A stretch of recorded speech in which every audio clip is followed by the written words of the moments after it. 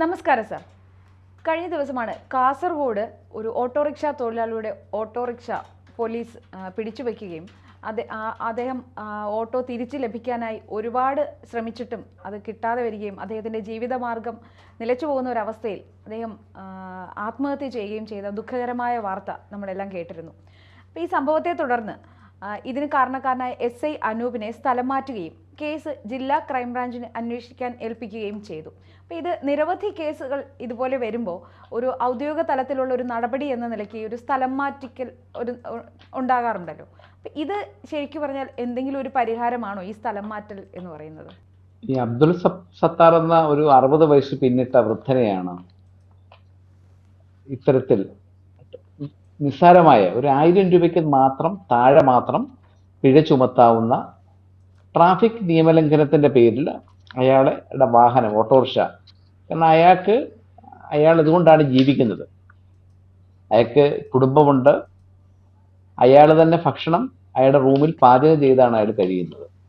അപ്പം അത്രമാത്രം ഒരു സാധാരണ പശ്ചാത്തലത്തിൽപ്പെട്ട ഈ അബ്ദുൽ സത്താറിന്റെ വാഹനം ഓട്ടോറിക്ഷ ട്രാഫിക് നിയമലംഘനത്തിന്റെ പേരിൽ കസ്റ്റഡിയിൽ എടുക്കുന്നു.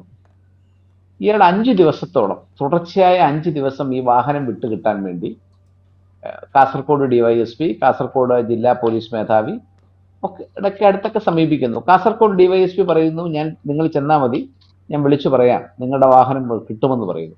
പക്ഷേ ഇത്തരത്തിലുള്ള യാതൊരു ഉറപ്പുകളും പിന്നീട് പാലിക്കപ്പെടാത്ത സാഹചര്യം വരികയും ഇയാളുടെ ഉപജീവനം നഷ്ടപ്പെടുന്ന ഒരു സാഹചര്യത്തിലാണ് ഇയാളെ സോഷ്യൽ മീഡിയ വഴി അത് കാണുന്നവർക്ക് എല്ലാവരും, നമ്മളിപ്പോൾ സോഷ്യൽ മീഡിയയിലെല്ലാം വിവാദങ്ങളുടെ പുറകെയാണ് പോകുന്നത്. യഥാർത്ഥത്തിൽ സാമൂഹ്യ പ്രതിബദ്ധതയുള്ള വിഷയങ്ങൾ പലപ്പോഴും സോഷ്യൽ മീഡിയ പോലും വേണ്ട തരത്തിൽ കൈകാര്യം ചെയ്യുന്നില്ല. നിസ്സാരമായ ചില മസാലകളുടെ പുറകെ നമ്മൾ പോകുമ്പോൾ ഇത്തരത്തിൽ പോലീസിന്റെ അട്രോസിറ്റി, പോലീസിന്റെ ഒരു മനുഷ്യാവകാശ ലംഘനത്തിന്റെ പുറത്ത് ഇതുപോലെ അബ്ദുൽ സത്താറുമാരുടെ വാർത്തകൾ പലപ്പോഴും നമ്മൾ തമസ്കരിക്കപ്പെടുന്നു എന്നുള്ളൊരു യാഥാർത്ഥ്യമുണ്ട്. എന്തായാലും അയാൾക്ക് വാഹനം കിട്ടാനുള്ള 5 ദിവസത്തെ അയാളുടെ പ്രയത്നം അയാൾ സോഷ്യൽ മീഡിയ വഴി ഒരു ആത്മഹത്യ ഒരു സന്ദേശം സോഷ്യൽ മീഡിയയിൽ പ്രചരിപ്പിച്ചതിന് ശേഷം അദ്ദേഹം ആത്മഹത്യ ചെയ്യുകയായിരുന്നു. നമ്മളത് ചിന്തിക്കണം. ഒരു സാധാരണ ഓട്ടോറിക്ഷക്കാരൻ, അയാൾക്ക് മറ്റു മാർഗങ്ങളൊന്നും തന്നെ ഇല്ല. അയാളുടെ മുമ്പിൽ മറ്റെന്താണ് വഴി? അവസാനം അവിടുത്തെ കാസർഗോഡ് ടൗണിലെ ഓട്ടോറിക്ഷ തൊഴിലാളികൾ ഈ പോലീസ് സ്റ്റേഷനിലോട്ട് മാർച്ച് നടത്തുന്നു, പോലീസ് സ്റ്റേഷന്റെ പടിക്കൽ സമരം നടത്തുന്നു. ഈ അനൂപ്, ടൗൺ SI ആയ ഈ അനൂപിനെ ചന്തേര പോലീസ് സ്റ്റേഷനിലോട്ട് സ്ഥലം മാറ്റുന്നു. കാസർഗോഡിന്റെ തന്നെ ജില്ലയിലുള്ള ഒരു ചന്തേര, അതായത് കുറച്ചുകൂടി അയാൾക്ക് സൗകര്യപ്രദമായ ഒരു സ്റ്റേഷനിലോട്ടാണ് അയാളെ സ്ഥലം മാറ്റിയേക്കുന്നത്. ഈ പായ വിരിച്ച് കിടക്കുന്നവനെ കട്ടിലിലോട്ട് മാറ്റുന്നവനൊക്കെ ഉള്ളൂ പോലീസ് ഉദ്യോഗസ്ഥനെ സംബന്ധിച്ച് പറഞ്ഞാൽ ഒരു സസ്പെൻഷൻ എന്ന് പറഞ്ഞാൽ, അല്ല ഒരു സ്ഥലം മാറ്റം എന്ന് പറഞ്ഞാൽ.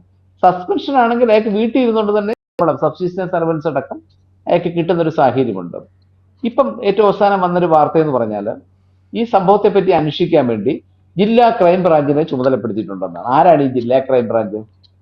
കേരളത്തിലെ നൊട്ടോറിയസ് ആയിട്ടുള്ള എല്ലാ പോലീസ് ഉദ്യോഗസ്ഥന്മാരെയും സ്ഥലം മാറ്റുന്നത് കാസർഗോഡ് ക്രൈംബ്രാഞ്ചിലേക്കാണ്.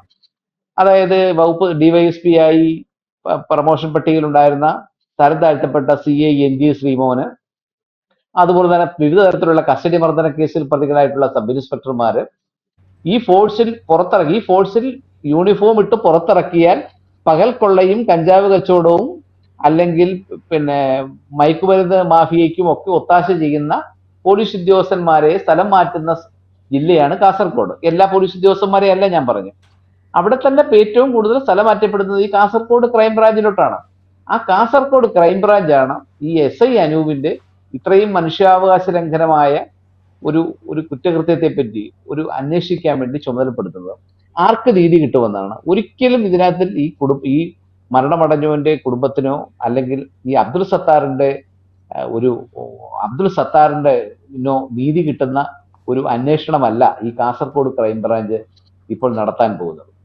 പിന്നെ ഈ പറയുന്ന പലപ്പോഴും പോലീസിലെ തന്നെ ഇപ്പൊ SI നടത്തുന്ന മനുഷ്യാവകാശ ലംഘനമാണെങ്കിലും കസ്റ്റഡി മർദ്ദനമാണെങ്കിലും അന്വേഷിക്കാൻ ചുമതലപ്പെടുത്തുന്നത് ക്രൈംബ്രാഞ്ചോ അല്ലെങ്കിൽ ഡിസ്ട്രിക്ട് ക്രൈം റെക്കോർഡ്സ് ബ്യൂറോയോ അല്ലെങ്കിൽ നർക്കോട്ടിക്കോ അല്ലെങ്കിൽ സ്പെഷ്യൽ ബ്രാഞ്ചോ ഒക്കെ ആയിരിക്കും. പലപ്പോഴും ഇത്തരം യൂണിറ്റുകളിലേക്ക് സ്ഥലം മാറ്റപ്പെടുന്നത് മർദ്ദക വീരന്മാരും ഞാൻ പറഞ്ഞില്ലേ മുമ്പ് പറഞ്ഞു പോകണം തന്നെ, യൂണിഫോം ഇട്ട് പുറത്തിറക്കിയാൽ ഇവരേറ്റവും വലിയ ഏറ്റവും വലിയ കൊള്ളയും കൊള്ളിവെപ്പും നടത്തുന്നവരെയാണ് ക്രൈംബ്രാഞ്ച് അടക്കമുള്ള തലപ്പത്തിലേക്ക്, ക്രൈംബ്രാഞ്ചിന്റെ അടക്കം അല്ലെങ്കിൽ മറ്റ് ലോക്കൽ സ്റ്റേഷൻ അല്ലാത്തടത്തോട്ട് സ്ഥലം മാറ്റപ്പെടുന്നതിൽ ബഹുഭൂരിപക്ഷം അവരാണ് ഈ പോലീസിലെ ഇത്തരത്തിലുള്ള മനുഷ്യാവകാശ ലംഘനം നടത്തിയ ഉദ്യോഗസ്ഥനെ പറ്റി അന്വേഷണം നടത്താൻ വേണ്ടി വിധിക്കപ്പെട്ടവരെന്നുള്ളതാണ് ഒരു യാഥാർത്ഥ്യം. ഇത് സത്യം പറഞ്ഞാൽ പലപ്പോഴും നമ്മൾ ഈ മുഖ്യധാര ദിനപത്രങ്ങളാണേലും പ്രമുഖ ചാനലുകളാണേലും ഒക്കെ തന്നെ പോലീസിന്റെ മനുഷ്യാവകാശ ലംഘനത്തെ പറ്റി പലപ്പോഴും കണ്ണടക്കുന്നതാണ് ഒരു യാഥാർത്ഥ്യം. നമ്മൾ ആലോചിച്ച് നോക്കണം, കേരളത്തിൽ ഈ കഴിഞ്ഞ ഒരു 10 വർഷത്തിനിടയിൽ കേരളത്തിൽ നടന്നിട്ടുള്ള പോലീസ് നടത്തിയിട്ടുള്ള മനുഷ്യാവകാശ ലംഘനത്തിന്റെ അത്രയും ഏതെങ്കിലും ഈ കള്ളന്മാരോ കുറ്റകൃത്യം ചെയ്യുന്നവരോ കുറ്റകൃത്യത്തിൽ നിരന്തരമായി പങ്കാളികളാവുന്നവരോ പോലും നടത്താത്ത തരത്തിലുള്ള മനുഷ്യാവകാശ ലംഘനങ്ങളും കസ്റ്റഡി മർദ്ദനങ്ങളുമാണ് പലപ്പോഴും പോലീസിന്റെ ഭാഗത്തുനിന്ന് ഉണ്ടായിട്ടുള്ളത്. ഇപ്പം നമുക്കറിയാം, മാങ്ങ മോഷ്ടിക്കപ്പെട്ട കോട്ടയം ജില്ലയ്ക്ക് അടുത്തുള്ള ഒരു സ്റ്റേഷനിലെ ഒരു പോലീസുകാരന്റെ കഥ നമുക്കറിയാം. അതുപോലെ തന്നെ തിരുവനന്തപുരം ജില്ലയിലെ ഒരു പ്രതിയെ പിടിക്കാൻ വേണ്ടി കൊട്ടേഷൻ സംഘത്തെ കൊണ്ടുവന്ന് പ്രതിയെ പിടിച്ച സബ് ഇൻസ്പെക്ടറുടെ കഥ നമുക്കറിയാം. പിന്നെ കസ്റ്റഡി മർദ്ദനത്തിൽ കേരളത്തിൽ കൊല്ലപ്പെട്ട എത്രയോ ചെറുപ്പക്കാര് ഒരു കുടുംബത്തിന് ആശ്രയമാകേണ്ട, താങ്ങും തണലുമാകേണ്ട, അവിടുത്തെ അവന്റെ ആ മനുഷ്യന്റെ പിന്നെ അച്ഛനും അമ്മയ്ക്കും അത്താണിയാകേണ്ട, അല്ലെ ഭാര്യയ്ക്കും മക്കൾക്കും അന്നദാതാവേണ്ട അത്രയോ പേരെ പലപ്പോഴും കസ്റ്റഡി മർദ്ദനത്തിന്റെ പുറത്ത് കൊല ചെയ്യപ്പെട്ടിട്ടുണ്ട്, പോലീസ് കസ്റ്റഡിയിൽ തന്നെ കൊല ചെയ്യപ്പെട്ടിട്ടുണ്ട്. പക്ഷെ ഇതൊക്കെ നമ്മൾ പിന്നീട് ആ സമയത്ത് ചർച്ച ചെയ്യപ്പെടും എന്നുള്ളതല്ലാതെ പിന്നീട് ഈ പറയുന്ന ഇതിനകത്തിൽ നീതി കിട്ടിയോ നമ്മൾ ചർച്ച ചെയ്യപ്പെടേണ്ട ഒരു പ്രധാനപ്പെട്ട കാര്യമാണ്. എന്തെങ്കിലും നീതി പിന്നീട് അവരുടെ കുടുംബത്തിന് എന്തെങ്കിലും തരത്തിലുള്ള സംരക്ഷണമോ ഈ പിന്നെ കുറ്റവാളികളെന്ന് ആരോപിക്കപ്പെടുന്ന പോലീസ് ഉദ്യോഗസ്ഥന്മാരിൽ പേരിൽ എന്തെങ്കിലും തരത്തിലുള്ള കർശനമായ നടപടികൾ സ്വീകരിക്കാനോ ഈ സർക്കാരുകൾ കഴിഞ്ഞിട്ടുണ്ടോ? ഒരിടത്തും കഴിഞ്ഞിട്ടില്ല. ഇത്തരത്തിലുള്ള പ്രഹസനങ്ങൾ മാത്രമാണ് പലപ്പോഴും പോലീസിലെ മനുഷ്യാവകാശ ലംഘനങ്ങൾ ഉണ്ടാകുമ്പോഴും പോലീസിലെ ഇത്തരത്തിലുള്ള വളരെ കിരാതമായ നടപടികൾ ഉണ്ടാകുമ്പോഴും ഉണ്ടാകുന്നു എന്നുള്ളതാണ് യാഥാർത്ഥ്യം. ചിലപ്പോൾ പറഞ്ഞു വരുന്നത് ഈ ക്രൈംബ്രാഞ്ച് എന്ന് പറഞ്ഞാൽ ആ പേര് സൂചിപ്പിക്കുന്നത് പോലെ തന്നെ ക്രിമിനൽ ബാക്ക്ഗ്രൗണ്ട് ഉള്ള ഉദ്യോഗസ്ഥരുടെ ഒരു കേന്ദ്രമായി മാറുകയാണോ? നമ്മളെ ഈ കാസർഗോഡ് ക്രൈംബ്രാഞ്ചിൽ നേരത്തെ ജോലി ചെയ്തിട്ടുള്ള പോലീസ് ഉദ്യോഗസ്ഥന്മാരുടെ പട്ടിക കഴിഞ്ഞ 3 വർഷക്കാലമായി കാസർഗോഡ് ക്രൈംബ്രാഞ്ചിലേക്ക് തിരുവനന്തപുരം മുതൽ മറ്റ് ജില്ലകളിൽ നിന്ന് സ്ഥലം മാറ്റപ്പെട്ടിട്ടുള്ള പോലീസ് ഉദ്യോഗസ്ഥന്മാരുടെ പട്ടിക ABC മലയാളം ചാനലിന് വേണ്ടി അവതാരക എന്നുള്ള നിലയിൽ നിങ്ങൾ ഒരു അപേക്ഷ കൊടുക്കുക. കാസർഗോഡ് ക്രൈംബ്രാഞ്ചിലേക്ക് സ്ഥലം മാറ്റപ്പെട്ടിട്ടുള്ള പോലീസ് ഉദ്യോഗസ്ഥന്മാർ ആരൊക്കെ? ഞാൻ വ്യക്തമായി പറയാൻ പറ്റും, 50% ആളുകളും തികഞ്ഞ ക്രിമിനലുകളായിട്ടുള്ള ആളുകളെയാണ് കാസർഗോഡ് ക്രൈംബ്രാഞ്ചിലേക്ക് സ്ഥലം മാറ്റപ്പെട്ടിട്ടുള്ളത്. എനിക്ക് നേരിട്ട് ബോധ്യമുള്ള കാര്യമാണ്. അത്തരത്തിലുള്ള ഒരു ഉദ്യോഗസ്ഥൻ, അതായത് ഈ കള്ളനെ കാവലേൽപ്പിച്ചോണക്കാണ് യഥാർത്ഥത്തിൽ ഇതിന്റെ ഒരു വസ്തുത. പലപ്പോഴും ഇത്തരത്തിലുള്ള ഒരു തരത്തിലുള്ള ക്രൈംബ്രാഞ്ചിലേക്ക് പലപ്പോഴും DYSPമാരായിട്ട് വരുന്നത്, ഇപ്പൊ എല്ലാവരും ഞാൻ അങ്ങനെയല്ല, എല്ലാവരെയും ഞാൻ അടച്ചാക്ഷേപിക്കുകയല്ല, പക്ഷെ പലപ്പോഴും പല ജില്ലകളിലും ഈ ക്രൈംബ്രാഞ്ച് അടക്കമുള്ള യൂണിറ്റുകളിൽ നിൽക്കുന്നവരാണ് പലപ്പോഴും ഈ പോലീസ് ഉദ്യോഗസ്ഥന്മാർക്കെതിരെയുള്ള താഴെത്തട്ടിലുള്ള പോലീസ് ഉദ്യോഗസ്ഥന്മാർക്ക്, അത് SI ആയാലും CI ആയാലും സഹ DYSPമാർക്കെതിരെ ആയാലും ഒക്കെ തന്നെ അന്വേഷണം നടത്തുന്നത്. ഇപ്പൊ DYSP പ്രതിയായ ഒരു കേസ് ഉണ്ടായാൽ ക്രൈംബ്രാഞ്ച് SP-ക്കായിരിക്കും ചുമതല. ഈ ക്രൈംബ്രാഞ്ച് SP എന്ന് പറഞ്ഞാൽ ഈ സർവീസിൽ SI ആയി കയറി ഏറ്റവും കൂടുതൽ മർദ്ദനങ്ങൾ നടത്തിയിട്ടുള്ള, ഏറ്റവും കൂടുതൽ മനുഷ്യാവകാശ ലംഘനം നടത്തിയിട്ടുള്ള, ഏറ്റവും കൂടുതൽ കൊള്ളയും കൊള്ളിവെപ്പും നടത്തിയിട്ടുള്ള ആളുകളാണ് ഇത്തരത്തിലുള്ള ഉദ്യോഗസ്ഥന്മാരിൽ ബഹുഭൂരിപക്ഷവും. പോലീസ് സേനയിലെ 65% മുതൽ 70% വരെ ഉള്ളവർ പക്ക ക്രിമിനൽ പശ്ചാത്തലമുള്ളവരാണ്. ബാക്കി 30% ആളുകൾ സത്യസന്ധരായ, വളരെ കറപ്റ്റഡ് അല്ലാത്ത, ഒരു തരത്തിലുള്ള അഴിമതിയും ഒരു തരത്തിലുള്ള സ്വജനപക്ഷപാതവും ഒരു തരത്തിലുള്ള മനുഷ്യാവകാശം കൊണ്ട് നടത്തിയിട്ടുള്ളതാണ്. പക്ഷെ പലപ്പോഴും ഈ 30% പേര് ഈ ബഹുഭൂരിപക്ഷത്തെ ഭയന്ന് പലപ്പോഴും ശിഷ്ടകാലം, സർവീസിൽ ബാക്കി അവശേഷിക്കുന്ന കാലം വളരെ ഒതുങ്ങി, ഇവരുടെ കണ്ണിൽപ്പെടാതെ, ഇവരുടെ ശത്രുതയ്ക്ക് ഇരയാകാതെ ഒതുങ്ങിക്കഴിയുന്ന എത്രയോ പോലീസ് ഉദ്യോഗസ്ഥന്മാരെ എനിക്കറിയാം. നമ്മൾ കഴിഞ്ഞിടയ്ക്ക് ഈ പോലീസിൽ ചേർന്ന് കഴിഞ്ഞാൽ തന്നെ അവരുടെ സ്വഭാവം മാറും. നല്ലൊരു പങ്ക് ക്രിമിനൽ പശ്ചാത്തലമുള്ളവർ പോലീസിലേക്ക് വരുന്നുണ്ട്. പോലീസിൽ ചേരുമ്പോൾ തന്നെ അവർക്ക് കിട്ടുന്ന അധികാരം, അവർക്ക് കിട്ടുന്ന, ഇപ്പം എനിക്കറിയാവുന്ന ഒരു പോലീസ് ഉദ്യോഗസ്ഥൻ ഉണ്ടായിരുന്നു, ഞങ്ങളുടെ പ്രദേശത്തുണ്ടായിരുന്നു. ഇറച്ചിക്കട കയറിയാൽ ഇറച്ചി മേടിച്ചാൽ പൈസ കൊടുക്കത്തില്ല, മീൻ കടയിൽ കയറിയാൽ പൈസ കൊടുക്കത്തില്ല, പാല് കൊണ്ടുവരുന്ന പിന്നെ അയാളുടെ വീട്ടിൽ പാല് കൊണ്ട കൊടുക്കുന്ന ഒരു ക്ഷീര കർഷകനുണ്ടായിരുന്നു. അയാൾക്കും പൈസ കൊടുക്കത്തില്ല. കാരണം എന്താന്ന് ചോദിച്ചാൽ ഇവരുടെ വിചാരം, ഈ പോലീസിലെ പലരുടെയും വിചാരം അവർക്ക് വേണ്ടി അവർക്ക് വേണ്ട എല്ലാവിധമായ പ്രിവിലേജും അവർക്ക് വേണ്ട എല്ലാവിധമായ സുഖസൗകര്യങ്ങളും ഈ പൊതുജനങ്ങളിൽ നിന്ന് അപഹരിച്ചെടുക്കാൻ ഉടമസ്ഥത ഉള്ളവരാണ് അവരെന്നാണ് അവരുടെ പ്രധാനപ്പെട്ട പക്ഷേ വിചാരം. ഇപ്പൊ ഈ കേരളത്തിൽ ജനമൈത്രി പോലീസ് സ്റ്റേഷനുകൾ എന്ന് ബോർഡ് വെച്ചിട്ട് പൊതുജനങ്ങൾക്ക് ഒരു സാധാരണ സർക്കാർ ഓഫീസിൽ പോകുന്ന ലാഘവത്തോടെ പോകാൻ പറ്റുന്ന ഒരു ഇടമാണ് പോലീസ് സ്റ്റേഷനുകൾ എന്ന രീതിയിലേക്ക് മാറ്റുന്നുണ്ടായിരുന്നല്ലോ. അപ്പൊ അതിന്റെ ഫലമൊന്നും കണ്ടിട്ടില്ല. ജനമൈത്രി പോലീസ് ഇതൊക്കെ നമ്മൾ മന്ത്രിമാർക്ക് വന്നെടുത്ത് ഒരു പരിപാടി നടത്തി പത്രത്തിൽ പടം കൊടുക്കാനും അതുപോലെ തന്നെ ഇത് സർക്കാരിന് അവകാശവാദങ്ങൾ ഉന്നയിക്കാനും ഒക്കെ മാത്രമാണ്. നമുക്കറിയാം ഈ പോലീസ് സേനയുടെ തൃശ്ശൂർ പോലീസ് അക്കാഡമിയിൽ അടുത്ത സമയത്ത് പോലീസിന്റെ എസ് ഐ ട്രെയിനികളിൽ ഒരു വനിതാ എസ് ഐ ട്രെയിനി ഗർഭിണിയായി. ആ സംഭവം കേരളത്തിൽ എത്ര മാധ്യമങ്ങൾ റിപ്പോർട്ട് ചെയ്തു? സഹ ട്രെയിനിയിൽ നിന്ന് ഗർഭിണിയായ വനിതാ എസ് ഐ പാസിംഗ് ഔട്ട്. അവസാനം ഇത് ഒരു ചാനൽ ഇത് ബ്രേക്ക് ചെയ്തു, ഒരു ഓൺലൈൻ ചാനൽ, അതും ഇവിടുത്തെ പ്രമുഖ നമ്മുടെ ഇവിടുത്തെ മലയാള മനോരമയോ മാതൃഭൂമിയോ ഏഷ്യാനെട്ടോ ഒന്നും തന്നെ ഇത് വാർത്തയാക്കിയില്ല. ഒരു പ്രമുഖ ഓൺലൈൻ ചാനൽ ഇത് വാർത്തയാക്കുകയും അതിനെപ്പറ്റി അന്വേഷണം നടത്തുകയും ഒക്കെ ചെയ്തിട്ട് അപ്പം ഈ വനിതാ എസ് ഐക്ക് കുടുംബമുണ്ട്, ഇത്തരത്തിൽ ഇതിന്റെ ഉത്തരവാദിത്തം ഉള്ള എസ് ഐ ട്രെയിനി അയാൾക്കും കുടുംബമുണ്ട്. അപ്പൊ പോലീസ് എന്നിട്ട് തന്നെ പോലീസിലെ ബഹുഭൂരിപക്ഷം ആളുകളും ഈ വനിതാ എസ് ഐ ട്രെയിനിക്കെതിരെ, വനിതാ എസ് ഐ ട്രെയിനി ഗർഭിണിയായ സംഭവത്തിൽ ഈ രണ്ടുപേരുടെയും ഈ പാസിംഗ് ഔട്ട് പരേഡ് നടത്തണം, അല്ലെ ഇവരെ യാതൊരു കാരണവശാലും ഇതിന്റെ പുറത്ത് ഈ ഒരു കാരണത്തിന്റെ പുറത്ത് നടപടി ഉണ്ടാവരുത് എന്ന് വാദിച്ചവരാണ് ഇവിടുത്തെ പോലീസ് സംഘടനയുടെ അസോസിയേഷൻ നേതാക്കന്മാർ ഭൂരിപക്ഷവും. അപ്പൊ ഇത്തരത്തിൽ ഈ സേനയുടെ ഒരു കഷ്ടകാലം എന്ന് പറയാം.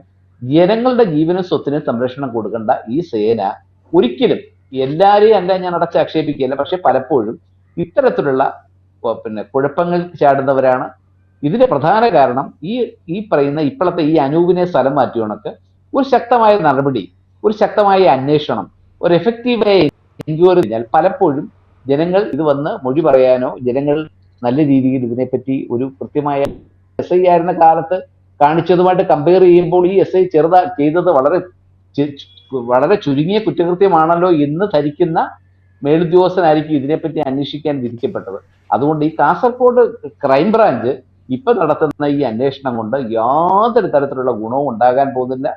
ഇനിയും അബ്ദുൽ സത്താർമാരുണ്ടാവും, ഇനിയും ഇതുപോലെ. പിന്നെ ഇതിനകത്തൊരു പ്രധാനപ്പെട്ട കാര്യമുള്ളതെന്ന് പറഞ്ഞാൽ ഒരു ഓഡിയോ ബെൻസോ അല്ലെങ്കിൽ BMW ഓടിച്ചു പോകുന്ന ഒരാൾ നിയമലംഘനം നടത്തിയാലും ഇവർ വളരെ മൗനം പാലിച്ച് കണ്ടുകൊണ്ട് നിൽക്കും.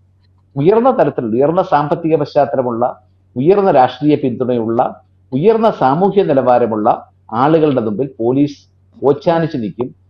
പാവം പിടിച്ച ഓട്ടോറിക്ഷക്കാരൻ അടുത്തൊക്കെ ഇവരുടെ ഈ ധാർഷ്ട്യവും ഇവരുടെ അഹങ്കാരവും ഇവരുടെയും ബലം പിടുത്തവും ഒക്കെ നടക്കും.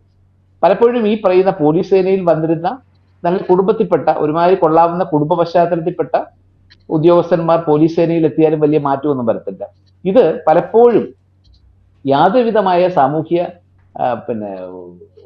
ബന്ധവുമില്ലാത്ത, വളരെ സമൂഹത്തിൽ ഒരിക്കൽ പോലും അപകർഷതാബോധ അല്ലെങ്കിൽ സാഡിസമുള്ള ഒരുപറ്റം ആളുകളാണ് പലപ്പോഴും ഈ പോലീസ് സേനയിലെ കുഴപ്പങ്ങൾ ഉണ്ടാക്കുന്നത്. പക്ഷേ ദൗർഭാഗ്യമെന്ന് പറയട്ടെ, ഇതിനകത്തിൽ എത്തുന്നവരുടെ കൂടുതലും ആളുകളും അത്തരക്കാരായി മാറുന്നു എന്നുള്ളതാണ് യാഥാർത്ഥ്യം. അതല്ല, വേറൊരു വാദം കേൾക്കാറുള്ളത് ഈ പോലീസ് സേനയിൽ അവരുടെ ഡ്യൂട്ടി ടൈം, അവർക്ക് ഒരു സ്വകാര്യ ജീവിതം ലഭിക്കുന്നില്ല, 24 മണിക്കൂറും അവർ സേവന സന്നദ്ധരായിരിക്കണം, ഇത് അവരുടെ മാനസികാരോഗ്യത്തെ ബാധിക്കുമെന്നും ഇത് അവരുടെ സ്വഭാവത്തെ ഇങ്ങനെ ആക്കുമെന്നും ഒക്കെ ഒരു ചില വിലയിരുത്തലുകൾ കേട്ടിട്ടുണ്ട്. അപ്പൊ അതിനെക്കുറിച്ച് എന്താണ് സാറിന് പറയാനുള്ളത്? അത് തികച്ചും അടിസ്ഥാനരഹിതമായ, അത് പോലീസ് അസോസിയേഷൻ ഇത്തരത്തിലുള്ള കാര്യങ്ങൾ പോലീസ് കോൺസ്റ്റബിൾ മുതൽ ഉയർന്ന തരത്തിലുള്ള ഉദ്യോഗസ്ഥന്മാർ വരെ ഇത്തരത്തിലുള്ള കിരാതമായ നടപടികൾ ഉണ്ടാകുമ്പോൾ അവരെ വെള്ളപൂശാൻ വേണ്ടി അസോസിയേഷൻ വർഷങ്ങളായി നടത്തുന്ന ഒരു പ്രചരണം മാത്രമാണിത്. അങ്ങനെയാണെങ്കിൽ ഈ സർക്കാർ ഡോക്ടർമാരുടെ അവസ്ഥ, നമ്മൾ മെഡിക്കൽ കോളേജിൽ ചെന്ന് കഴിഞ്ഞാൽ സർക്കാർ ഡോക്ടർമാര് എന്ത് കഠിനമായ ജോലിയാണ് അവർ ചെയ്തുകൊണ്ടിരിക്കുന്നത്. വളരെ സൂക്ഷ്മതയോടെ ഒരു പേഷ്യന്റ് കാഷ്വാലിറ്റിയിൽ എത്തിക്കഴിഞ്ഞാൽ ആ പേഷ്യന്റിന്റെ സർജറി മറ്റു കാര്യങ്ങൾ ജുഡീഷ്യറിയിലെ ജഡ്ജിമാർക്കുള്ള ഒരു വർക്ക് പ്രഷർ പോലീസ് സേനയുമായിട്ട് കമ്പയർ ചെയ്യുമ്പോൾ വളരെയേറെ വലുതാണ്. അവർ പുറത്തിറങ്ങി എന്തെങ്കിലും കുഴപ്പങ്ങൾ കാണിക്കാറുണ്ടോ? പട്ടാളക്കാര് അങ്ങനെയാണെങ്കിൽ ഈ കാശ്മീരിലും വാഗ അതിർത്തിയിലും ഈ നാഗാലാൻഡിലും മിസോറാമിലും മണിപ്പൂരിലും ഒക്കെ ജോലി ചെയ്യുന്ന എത്രയോ പട്ടാളക്കാരുണ്ട്. അവർ ഈ വർക്ക് പ്രഷർ എന്ന് പറയുന്നുണ്ട്, അവർ നാട്ടിലിറങ്ങി എല്ലാവരും വെടിവെച്ച് കൊല്ലാറുണ്ടോ? ഇത് പോലീസ് സേനയില് രാഷ്ട്രീയക്കാർക്ക് പോലീസിനെ വേണം, അത് ഭരണമുന്നണിക്ക് വേണം. ഇപ്പോഴത്തെ ഭരണമുന്നണിക്ക് അവർക്ക് അവരുടെ എതിരാളികളെ നേരിടാൻ വേണ്ടി പോലീസ് വേണം. അടുത്ത ഭരിക്കാൻ പോകുന്ന പ്രതിപക്ഷ മുന്നണി അവർക്ക് അവരുടെ ഭരണത്തിൽ വരുമ്പോൾ അവരുടെ രാഷ്ട്രീയ എതിരാളികളെ ഉന്മൂലനം ചെയ്യുന്നതിന് വേണ്ടി പോലീസ് വേണം. അപ്പൊ ഒരിക്കലും ഇത്തരത്തിലുള്ള വെള്ളപൂശല് പലപ്പോഴും മുഖ്യമന്ത്രി അടക്കം കഴിഞ്ഞിടയ്ക്ക് പറയുന്നത് കേട്ടു, മാനസിക സമ്മർദ്ദമൊക്കെ ഒരു പ്രധാന ഘടകമാണ് പോലീസിന്. എന്തു മാനസിക സമ്മർദ്ദം? ഒരു ഡിസിപ്ലിൻഡ് ഫോഴ്സാണ് പോലീസ്. ആ ഡിസിപ്ലിൻഡ് ഫോഴ്സിൽ നിന്ന് ഉണ്ടാകേണ്ട തരത്തിലുള്ള നടപടികളല്ല പോലീസ് സേനയിൽ നിന്ന് പലപ്പോഴും ഉണ്ടാകുന്നത്. റവന്യൂ വകുപ്പിലെ ജീവനക്കാർക്ക് സമ്മർദ്ദമില്ലേ? ആരോഗ്യ വകുപ്പിലെ ജീവനക്കാർക്ക് സമ്മർദ്ദമില്ലേ? ഈ രാഷ്ട്രീയ നേതാക്കന്മാർക്ക് സമ്മർദ്ദമില്ലേ? പക്ഷെ അതിനൊന്നും ഇല്ലാത്ത തരത്തിലുള്ള എന്ത് സമ്മർദ്ദമാണ് പോലീസിനുള്ളത്? പോലീസിന് സമ്മർദ്ദം ഉണ്ടെങ്കിൽ പോലീസിന് അത്ര ഫോഴ്സ് മറ്റ് ഡിപ്പാർട്ട്മെന്റുകളോട് കമ്പയർ ചെയ്യുമ്പോൾ സ്ട്രെങ്ത് കൂടുതലാണ്, അല്ലെങ്കിൽ അവർക്ക് അധികാരം കൂടുതലാണ്. അപ്പൊ അതൊരു വെറും മുട്ടാത്തർക്കം മാത്രമാണ്. ഇത് വളരെ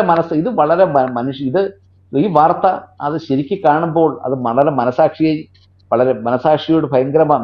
നമുക്ക് വളരെ മനോവേദന ഉണ്ടാക്കുന്നതാണ്. ഒരു 60 വയസ്സ് പിന്നിട്ട ഒരു മനുഷ്യൻ, അത് ഓട്ടോറിക്ഷ ഓടിച്ച്, ഒരു ഓട്ടോറിക്ഷ ഓടിക്കുന്ന തൊഴിലാളിക്ക് എന്താണ് കിട്ടുന്നത്?